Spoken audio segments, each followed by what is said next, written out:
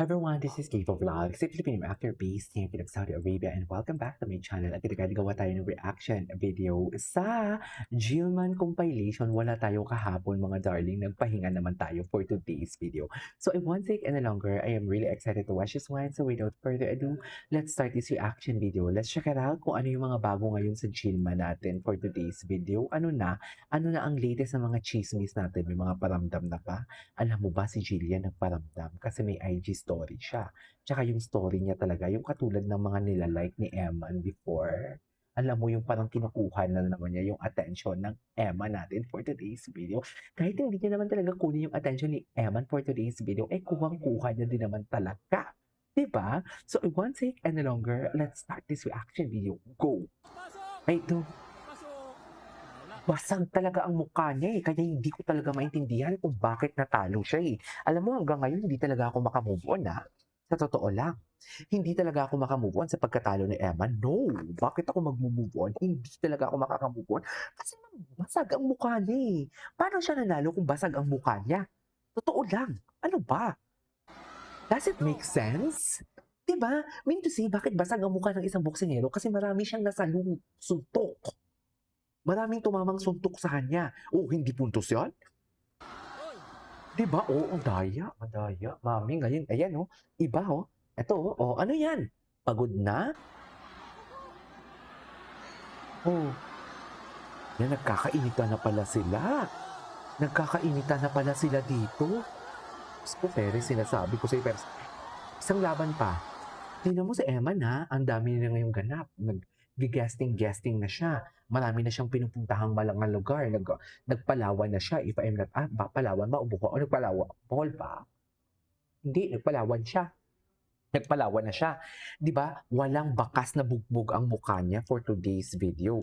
Baka nga itong si Perez ngayon nagpapaano pa what do you call this? Nagpapagaling pa. 'Di ba? Posible talagang nalot-lot ni Leon itong eman ko. Napaka-chismosa talaga natin for today's video. Ganon. Wala, hindi lang basta Jillian palang ginagawa natin ng reaction video. Ngayon ko lang nirelease, pati ang mga laban ni Eman, ina-analyze na natin na wala naman akong, you know what I mean? Hindi ko naman bet ang boxing. Oh.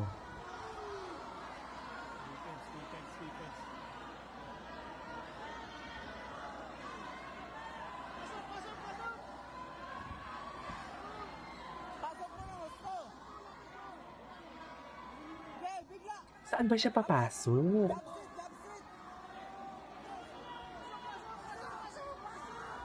Diyos ko, saan dalahin?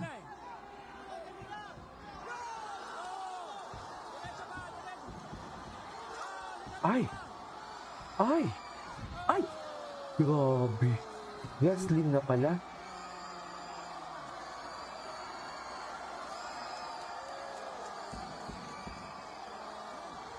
Posible talagang natalo Nakita niyo yun? Diretso mo lang yung pasok mo. Diretso mo lang yung combination. Pasok, takedown. Oh, drama.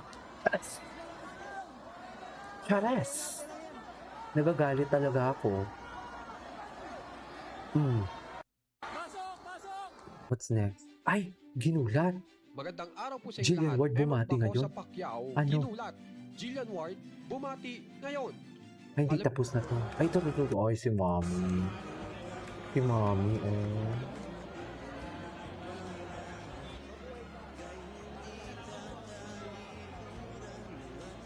di ba? Ang gwapo pa din, Hello.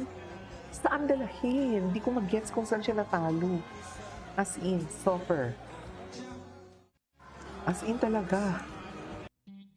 Ay, ano to? Bago to Magandang araw po sa inyo lahat. Magandang Jillian araw Ward, naman, may kachismoso. ipinakitang resulta.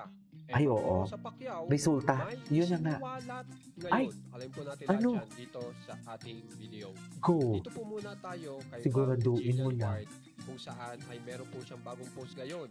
At ito nga po kung saan ay ipinakita niya po ang sinasabi niyang a little glimpse of the results of rehearsals Actually, and training. yan ata yung ano niya, concert. yung So, ito sexy po yun pose kung saan niya. Ay ipinakita niya po ang resulta ng kanyang rehearsal Workout? para sa kanyang concert. Ay, hindi Panoorin po ito. muna natin. Ay, oo. Panoorin nyo dyan. Wait lang. Naghahanap ako ng ibabalita ko sa inyo. Dito, sinisave ko lang siya. Diyos ko, parang nagwawala na namang pera ha si Jillian nyo. Oh, loko. Saan dalahin? Diba? Ay! Yan yung mga gusto ni Emma, Charing. Ang tanong, manonood kaya si Emma ng concert? Sana manood siya. Para malaman na natin. Magkita-kita na lahat. Diba? Ay! Ganyan ba talaga dapat, Gel? Yan ang sinasabi ko. Chares.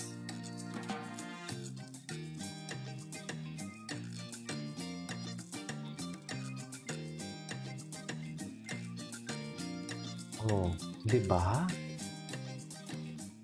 Galing talaga ni Jillian eh. Para kay At Emma naman lang po yan lahat. ay Charing. pinapakita ni Ma'am Jillian Ward na tuloy-tuloy pa rin ang kanyang pagpa-practice para sa kanyang nalalapit na concert. At ipinapakita niya pa po dyan ang kanyang tiyan na kung saan ay Diba? talagang makikita nyo kung Grabe, ang liit ng tiyan niya, no? Nag-workout siya.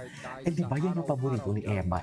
Yung video na nag-comment si Emma dyan. At pagkatapos nga po niyan, Diba? ay meron pong kapansin-pansin po dito sa post Ano? ni Ma'am Jillian Ward kasi meron naman po nag-like na lalaki na naliling sa kanya. At ito po ay si Kobe Brown. At ito po ang kanyang hitsura. So yan po si Kobe Brown na laging nagla-like kay Jillian Ward habang si Jillian Ward ay nag-a-upload ng mga panibagong videos o pictures. At pagkatapos naman po niyan ay meron po dito nakasama na babae po si Jillian Ward at may maganda pong mensahe kay Jillian Ward. At ang pagkakasabi po sa kanya ay ito. Back in 2024, I had the opportunity to interview this incredibly talented lady during the GMA MediaCon in Davao City, where we talk about her role in Abot Kamay na Pangarap. She was warm, humble, and genuinely inspiring, Genuinely. making the experience Oh. even more memorable. Now, Talaga seeing ba? her prepared for her upcoming concert Okay. fills me with so much pride and excitement. It's wonderful to witness her continue to grow, explore new milestones, and Mhm. share her talent with even more people. Wishing her nothing but success. I know she will shine on stage just as brightly as Naman. she does on screen. So, napakaganda nga po ng mensahe nitong babaeng ito kay Oo. Jillian Ward. Eh, binasa mo lang naman eh. Charas. Anyways, that is our for today's video. This is Kivo Vlogs and see you on my next vlog. Bye.